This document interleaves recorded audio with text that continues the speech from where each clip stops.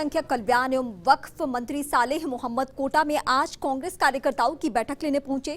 इस दौरान असली कांग्रेस, नकली कांग्रेस और संबोधन क्रम को लेकर कांग्रेसी ही कई बार आपस में उलझते हुए नजर आए।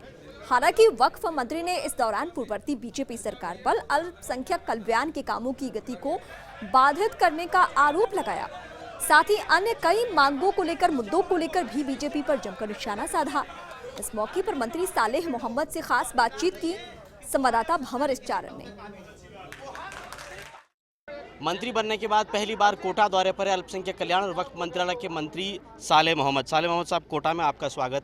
जब से मंत्रालय आपने संभाला है, सवाल मेरा ये नहीं है कि प्राथमिकताएं क्या है, सवाल मेरा ये है कि जो 1.5 महीने से अधिक का टेन्योर आपको मिला है उसमें क्या कुछ कर दिया है आप?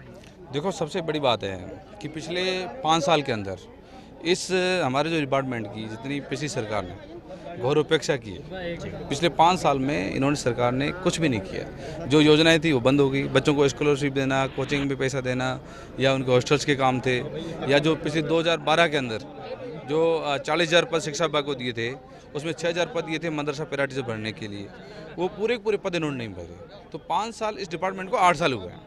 5 साल तक इस डिपार्टमेंट में कुछ भी नहीं किया पिछली सरकार ने। 3 साल में जो हमारी सरकार थी मुख्यमंत्री अशोक गहलोत साहब के टाइम, उसमें ज़रूर काम हुआ।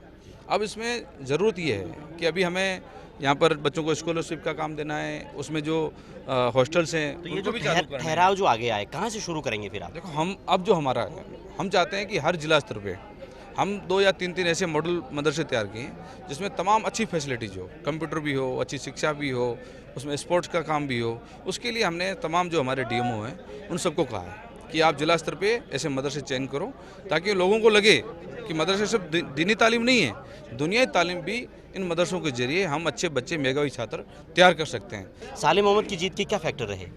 देखो, सालेह मोहम्मद जी तो हमेशा जो हमारे कार्यकर्ता है वो कार्यकर्ताओं की मेहनत है। मैं तो देखो साधारण कार्यकर्ता हूँ, हमेशा कार्यकर्ताओं के बीच में रहता हूँ। कार्यकर्ताओं की बात सुनो, मेहनत करने वाला कार्यकर्ता है। यदि कार्यकर्ता आपका अच्छा है, अच्छी मेहनत कर रहा है, तो आपकी अपने आप जीत है। आपने देखा हमारी जो सीट थी पूरे देश के अंदर एक हॉट सीट बना दी गई थी। जितना भी आपका नेशनल मीडिया था वो पूरे राजस्थान में नहीं गया, उससे ज़्यादा पोखरण में था। पर वहाँ के लोग बड़े मजबूत हैं। और पिछले 5 साल में जिस प्रकार से लोगों के साथ अन्याय हुए, चाहे हमारे लगातार अकाल पड़ रहे थे, पशुधन जो गाय के नाम से वोट मांगते हैं, पर लगातार 2 साल तक कोई पशु शिविर नहीं खोला, पशुओं की चारे व्यवस्था नहीं की, लोगों की पीने की पानी की व्यवस्था तक नहीं की, तो आज रोजगार के भी साधन घट गए हैं। तो ये तमाम चीज़ें थी, तो लोग चाहते थे कि बदलाव होना चाहिए। आखिरी सवाल सर, लोकसभा चुनाव आपको लगता है क्या बड़ी चुनौती रहेगा राजस्थान में? देखो, जिस प्रकार से राजस्थान के अंदर विधानसभा चुनाव में कांग्रेस ने, कार्यकर्ताओं ने मजबूती के साथ काम किया है, आज वापस जो लोगों में उत्साह है, जज्बा है, वो अपने आप में बहुत बड़ा है। और राहुल गांधी जी की जो मेहनत है आप देख सकते हैं। उन्होंने कहा किसानों को कर्जा माफ़ करने के लिए मुझे संघर्ष करूंगा जहां तक जाना पड़े, तो आज उनकी सरकार को भी झुकना पड़ा। तो तमाम जो चीज़ें हैं, तो हमारे कार्यकर्ता मजबूत हैं। राजस्थान की 25 सीटें हैं, 25 सीटें जीत जाएंगे। तो सालेह मोहम्मद मंत्री दावा कर रहे हैं कि 25 की 25 राजस्थान की सीटें जो है वो कांग्रेस जीतेगी। और साथ में इनका ये भी दावा है कि जो बॉर्डर एरिया है वहाँ पर सभी जातियों और मजहबों में सौहार्द है। और जिस तरह से वहाँ की डेमोग्राफी षड्यंत्रपूर्वक बदलने की बातें हो रही है, इस तरह की बातों को सालेह मोहम्मद ने सिरे से खारिज किया। और साथ में इस बात का दावा किया कि हम जल्द ही राजस्थान में मॉडल मदरसे भी विकसित करेंगे। कैमरामैन रामेश्वर कुशवाहा के साथ भंवर इस्चारण, फर्स्ट इंडिया न्यूज़, कोटा।